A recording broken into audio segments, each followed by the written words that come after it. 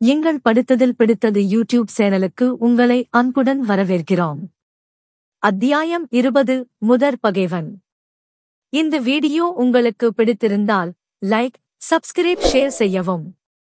இது மேலும் கூடுதலான வீடியோக்களை வேகமாக செய்ய என்னை ஊக்குவிக்கும். எனது வீடியோக்களை உடனடியாக பெற நோட்டிஃபிகேஷன் பட்டன் ஆன் செய் மறக்காதீர்கள். இப்போது நாம் அத்தியாயத்திற்குள் செல்வோம்.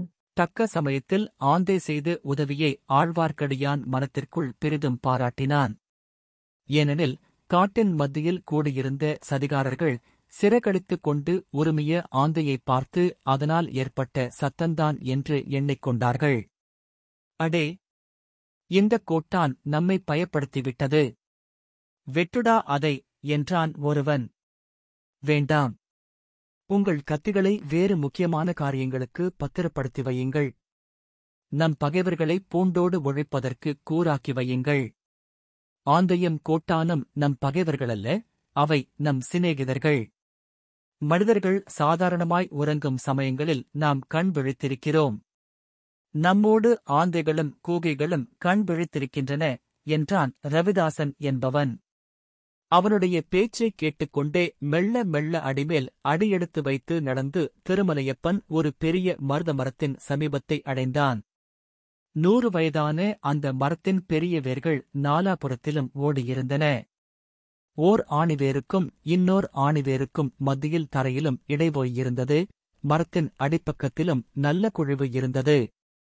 அத்தகைய குழிவு ஒன்றில் மரத்தோடு மரமாகச் சாய்ந்து கொண்டு ஆழ்வார்க்கடியான் நின்றான். தஞ்சாவூர் இராஜ்யத்தின் பொக்கிஷம் இருக்கும் வரையில் நமக்கு வேண்டிய பொருளுக்குக் குறைவு இல்லை. எடுத்த காரியத்தை முடிக்க வேண்டிய நெஞ்சு துணிவு வேண்டும். காரியம் முடிகிற வரையில் வெளியில் தெரியாதபடி இரகசியத்தை பேணும் சக்தி வேண்டும். நமக்குள் 2 பிரிவாகப் பிரிந்து கொள்ள வேண்டும். ஒரு பிரிவினர் உடனே இலங்கைக்குப் போக வேண்டும். இன்னொரு பிரிவினர் தொண்டை மண்டலம் சென்று காரிய சித்திக்குத் தக்க சமயத்தை எதிர்பார்த்திருக்க வேண்டும். ஏறக்குறைய 2 காரியங்களும் ஒரே சமயத்தில் முடிய வேண்டும். ஒரு பகைவனை முடித்த பிறகு அவகாசம் கொடுத்தால் இன்னொரு பகைவன் ஜாக்கிரதையாகிவிடுவான். அதற்கு இடமே கொடுக்கக்கூடாது. தெரிகிறதா?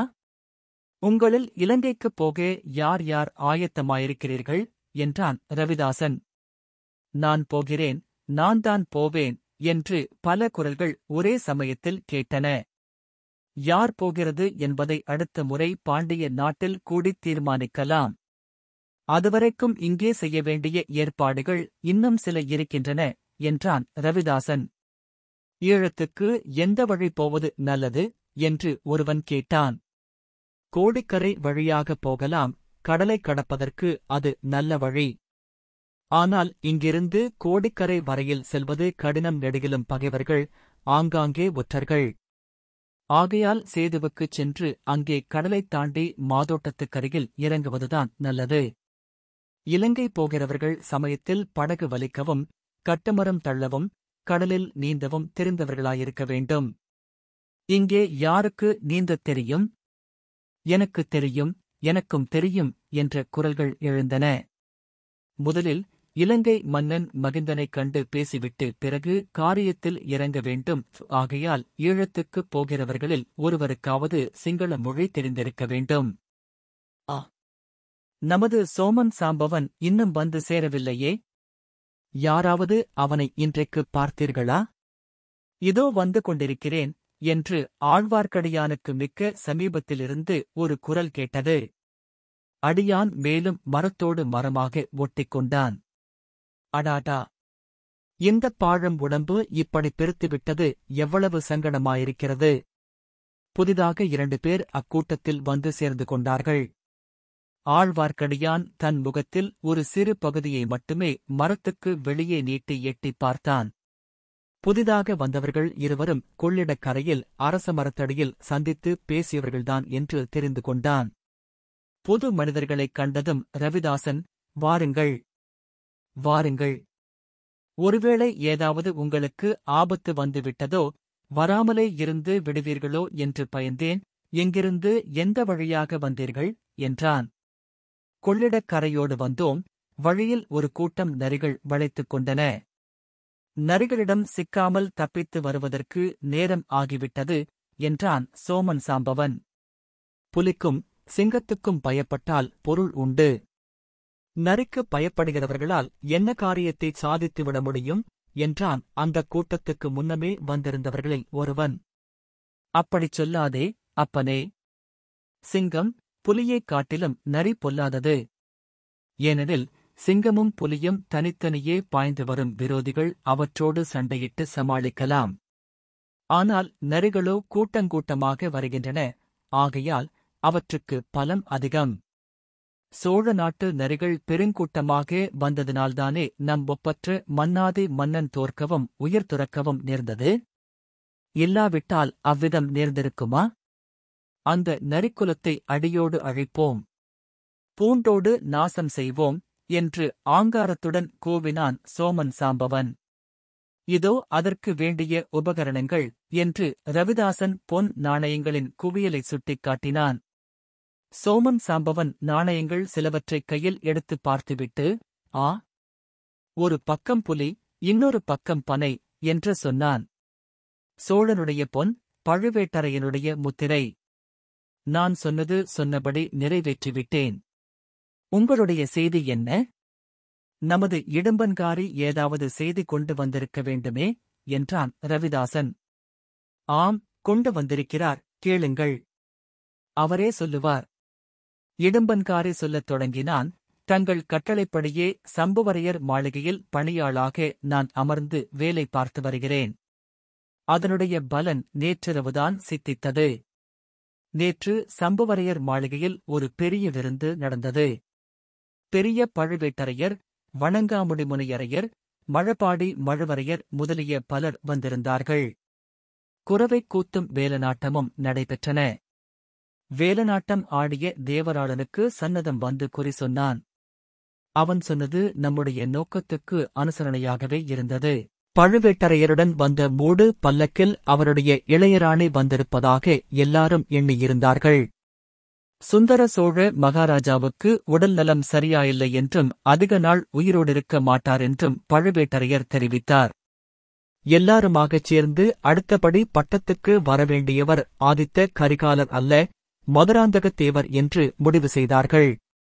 ஆனால் மதுராந்தகத்தேவர் இதற்குச் சம்மதிப்பாரா என்று சிலர் கேட்டார்கள். அவர் வாயினாலேயே அதற்கு மறுமொழி கூறச் செய்கிறேன் என்று சொல்லிப் பழுவேட்டரையர் மூடு பல்லக்கின் திரையைத் திறந்தார். அதற்குள்ளிருந்து மதுராந்தகத்தேவர் வெளிவந்தார்.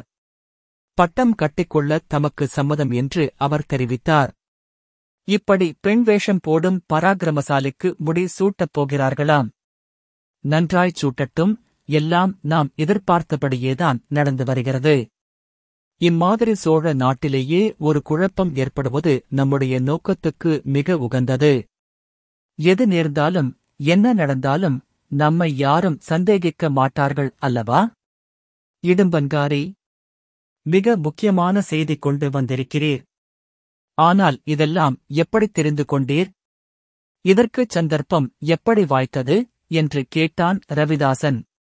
நடுராத்திரியில் அவர்கள் சபை கூடிய போது வேறு யாரும் அருகில் வராதபடி பார்த்துக் கொள்ள என்னை காவலுக்கு அமர்த்தியிருந்தார்கள்.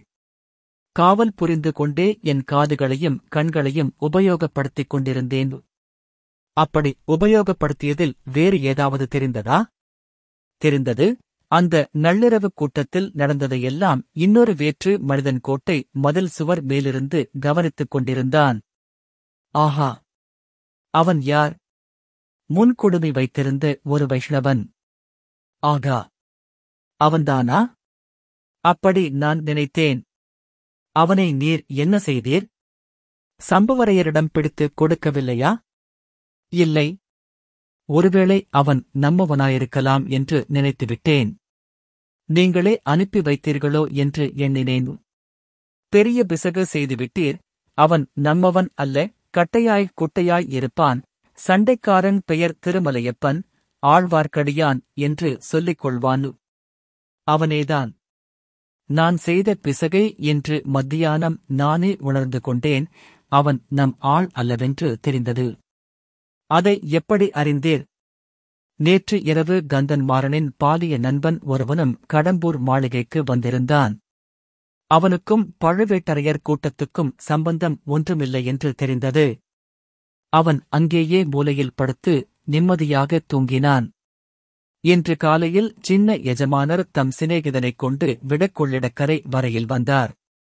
அவர் வரப்போவதை அறிந்து அவர் முன்னால் அடிக்கடி நான் போய் நின்றேன், என்னையும் வரச் சொன்னார். அவர் கொள்ளிடத்தின் வடகரையோடு திரும்பிவிட்டார். என்னை தென்கரைக்கு வந்து அவ்வாலிபனுக்கு ஒரு குதிரை சம்பாதித்துக் கொடுத்துவிட்டு திரும்பும்படி சொன்னார். அங்கிருந்து குழந்தைக்குப் போய் என் அத்தையை பார்த்துவிட்டு வருவதாகச் சொல்லிவிட்டு வந்தேன். அதனால்தான் சந்தேகத்துக்கு இடமின்றி இங்கே வர முடிந்தது. சரிதான், சரிதான். அந்த வீர வைஷ்ணவனைப் பற்றி எவ்விதம் தெரிந்து கொண்டீர்? கொள்ளிடத்தில் படகு புறப்படும் சமயத்துக்கு அந்த வீர வைஷ்ணவன் வந்து படகில் ஏறிக்கொண்டான். அவன் கந்தன்மாறனின் சிநேகிதனோடு பேசிய சில காரமான வார்த்தைகளிலிருந்து எனக்கு சிறிது சந்தேகம் உதித்தது, அவனும் நம்மை சேர்ந்தவனோ என்று. மேலும் கொள்ளிடத்தின் தென்கரையில் அவன் எனக்காக காத்துக் கொண்டிருந்ததாக தோன்றியது. நம்முடைய அந்தரங்க சமிகையை செய்து காட்டினேன். ஆனால் அவன் புரிந்து கொள்ளவில்லை. அதன் பேரில் அவன் நம்மவன் அல்ல என்று தீர்மானித்தேன். நீர் செய்தது பெரும் பிசகு. முன்பின் தெரியாதவர்களிடம் நம் சமிக்கையைச் செய்து காட்டக்கூடாது. நண்பர்களே, இதைக் கேளுங்கள். நம்முடைய காரியம் காஞ்சிபுரத்தில் இருக்கிறது, இலங்கையிலும் இருக்கிறது. இந்த 2 இடங்களிலும் நம்முடைய பரம விரோதிகள் இருக்கிறார்கள். ஆனால் அவர்கள் 2 பேரையும் காட்டிலும் நம்முடைய கொடிய விரோதி, முதன்மையான விரோதி, ஆழ்வார்க்கடியான் என்று பொய்ப்பெயர் பூண்டு திரியும் திருமலையப்பன்தான். அவன் நம்மையும் நம் நோக்கத்தையும் அடியோடு நாசம் செய்யக்கூடியவன். நமக்கெல்லாம் இணையில்லா தலைவியாக உள்ள தேவியை அவன் கொண்டு போகப் பார்க்கிறவன். அடுத்தபடியாக அவனை உங்களில் யாராவது எங்கே கண்டாலும், எந்த நிலைமையில் சந்தித்தாலும், கைகளில் உள்ள ஆயுதத்தை உடனே அவன் மார்பில் பாய்ச்சிக் கொன்றுவிடுங்கள். ஆயுதம் ஒன்றுமில்லாவிட்டால் கையினால் அவருடைய மென்னியைத் திருகிக் கொல்லுங்கள். அல்லது சூழ்ச்சியால் விஷத்தைக் கொடுத்துக் கொல்லுங்கள். அல்லது வெள்ளத்தில் தள்ளி முதலை பசிக்கு இரையாக்குங்கள். அல்லது ஏதாவது சாக்குச் சொல்லி பாறை உச்சிக்கு அழைத்துப் போய் அங்கிருந்து பிடித்து தள்ளிக் கொன்றுவிடுங்கள். தேள், நட்டுவாக்கிளி, பாம்பு முதலியவற்றைக் கண்டால் எப்படி இரக்கம் காட்டாமல் கொல்வீர்களோ அப்படிக் கொன்றுவிடுங்கள். துர்கா தேவிக்கோ கண்ணகியம்மனுக்கோ பலி கொடுத்துவிட்டால் இன்னும் விசேஷம். எப்படியும் அவன் உயிரோடிருக்கும் வரையில் நம்முடைய நோக்கத்துக்கு இடையூறாகவே இருப்பான். ரவிதாசரே, நீங்கள் இவ்வளவு தூரம் வற்புறுத்திச் சொல்வதற்கு அவன் பெரிய கைகாரனாயிருக்க வேண்டும். அப்படிப்பட்டவன் யார்? யாரா? அவன் பயங்கர ஆற்றல் படைத்த ஒற்றன். யாருடைய ஒற்றன்? எனக்கே அது வெகு காலம் சந்தேகமாகத்தானிருந்தது. சுந்தர சோழரின் ஒற்றனோ ஆதித்த கரிகாலனின் ஒற்றனோ என்று சந்தேகப்பட்டேன். இல்லை என்று கண்டேன். பழையாறையில் இருக்கிறாளே ஒரு கிழப்பாதகி, அந்த பெரிய பிராட்டியின் ஒற்றனாயிருக்கலாம் என்று இப்போது சந்தேகிக்கிறேன். ஆகா, அப்படியா? சிவபக்தியில் மூழ்கி ஆலயத் திருப்பணி செய்து வரும் அந்தச் செம்பியன் தேவிக்கு ஒற்றன் எதற்கு? அதெல்லாம் போய் இந்த முன் குடுமிக்காரனின் வீர வைஷ்ணவம் எப்படி வெளிவேஷமோ அப்படித்தான் அந்த முதிய ராணியின் சிவபக்தியும். பெற்ற பிள்ளைக்கு பெரும் சத்துருவாயிருக்கும் பிசாசு அல்லவா? அதனால்தானே அவளுடைய சொந்தச் சகோதரனாகிய மழவரையன் கூட அவளுடன் சண்டை பிடித்துக் கொண்டு பழுவேட்டரையன் கட்சியில் சேர்ந்திருக்கிறான். ரவிதாசரே, அந்த முன்குடுமி வைஷ்ணவனைப் போல் இன்னும் யாராவது உண்டோ? குழந்தையில் ஒரு சோதிடன் இருக்கிறான். அவன் பேரிலும் எனக்கு சந்தேகம் இருக்கிறது. வருகிறவர் போகிறவர்களுக்கு ஜோசியம் சொல்லுவது போல் சொல்லி வாயைப் பிடுங்கி பல விஷயங்களை தெரிந்து கொள்கிறான். அவனிடம் நீங்கள் யாரும் போகவே கூடாது, போனால் எப்படியும் நிச்சயமாக ஏமாந்து போவீர்கள். அவன் யாருடைய ஒற்றன் என்று நினைக்கிறீர்கள்? இன்னும் அதை நான் கண்டுபிடிக்க முடியவில்லை. ஒருவேளை தற்போது இலங்கையில் இருக்கும் போலி இளவரசனுடைய ஒற்றனாக இருக்கலாம். ஆனால் ஜோசியனைப் பற்றி அவ்வளவு கவலை எனக்கு கிடையாது. அவனால் பெரிய தீங்கு எதுவும் நேர்ந்துவிடாது. வைஷ்ணவன் விஷயத்திலேதான் எனக்கு பயம். அவனைக் கண்ட இடத்திலே தேள், நட்டுவாக்களி, பாம்பை அடித்துக் கொல்வது போல் இரக்கமின்றிக் கொன்றுவிட வேண்டும். இதையெல்லாம் மருத மரத்தின் மறைவிலிருந்து கேட்டுக் கொண்டிருந்த ஆழ்வார்க்கடியானுக்கு மெய் நடுங்கியது, உடம்பெல்லாம் வியர்த்தது. அந்த மரத்தடியிலிருந்து உயிரோடு தப்பித்துப் போகப் போகிறோமா என்று அவனுக்கு சந்தேகம் உண்டாகிவிட்டது. போதும் போதாதற்கு அந்தச் சமயம் பார்த்து அவனுக்கு தும்மல் வந்தது. எவ்வளவோ அடக்கிக் கொள்ளப் பார்த்தும் முடியவில்லை. துணியை வாயில் வைத்து அடைத்துக் கொண்டு நச்சென்று தும்மினான். அந்தச் சமயம் மேலக்காற்று நின்றிருந்தது, காட்டு மரங்களின் மர்மர சத்தமும் நின்று போயிருந்தது. ஆகையால் திருமலையப்பனின் அடக்கிய தும்மல் சத்தம் பக்கத்தில் பேசிக் கொண்டிருந்த சதிகாரர்களுக்கு சிறிது கேட்டுவிட்டது. அந்த மருத மரத்துக்குப் பின்னால் ஏதோ சத்தம் கேட்கிறது. சுளுந்தைக் கொண்டு போய் என்னவென்று பார் என்றான் ரவிதாசன். சுளுந்து பிடித்தவன் மரத்தை நாடி வந்தான். அவன் அருகில் வரவர வெளிச்சம் அதிகமாகி வந்தது. ஆச்சு! இதோ மரத்தின் முடுக்கில் அவன் திரும்பப் போகிறான். திரும்பிய உடனே சுளுந்து வெளிச்சம் தன்மேல் நன்றாய் விழப்போகிறது. அப்புறம் என்ன நடக்கும்? தப்பிப் பிழைத்தால் புனர் ஜன்மந்தான். திருமலையப்பனின் மார்பு படபடவென்று அடித்துக் கொண்டது. தப்புவதற்கு வழியுண்டா என்று சுற்றுமுற்றும் பார்த்தான், வழி காணவில்லை. அண்ணாந்து பார்த்தான், அங்கே மரத்திலிருந்து பிரிந்து சென்ற மரக்கிளையில் ஒரு ராட்சத வௌவால் தலைகீழாக தொங்கி தவம் செய்து கொண்டிருந்தது. உடனே ஒரு யோசனை தோன்றியது. சட்டென்று கைகளை உயர நீட்டி அந்த வௌவாலை பிடித்து கையில் ஆயத்தமாக வைத்துக் கொண்டான். சுளுந்துக்காரன் மரத்தை தாண்டி வந்ததும் வௌவாலை அவன் முகத்தின் மீது எறிந்தான். சுளுந்து கீழே விழுந்து வெளிச்சம் மங்கியது. வௌவாலின் இறக்கையால் முகத்தில் அடிபட்டவன், ஏ ஏ என்ன என்ன என்று உளறினான்.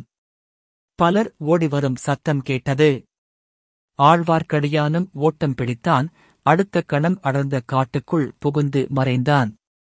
பலர் சேர்ந்து என்ன என்ன என்று கூச்சலிட்டார்கள். சுளுந்து ஏந்திய ஆள் வௌவால் தன்னை தாக்கியது பற்றி விவரம் கூறத் தொடங்கினான். இதெல்லாம் திருமலையப்பனின் காதில் கொஞ்ச தூரம் வரையில் கேட்டுக் கொண்டிருந்தது.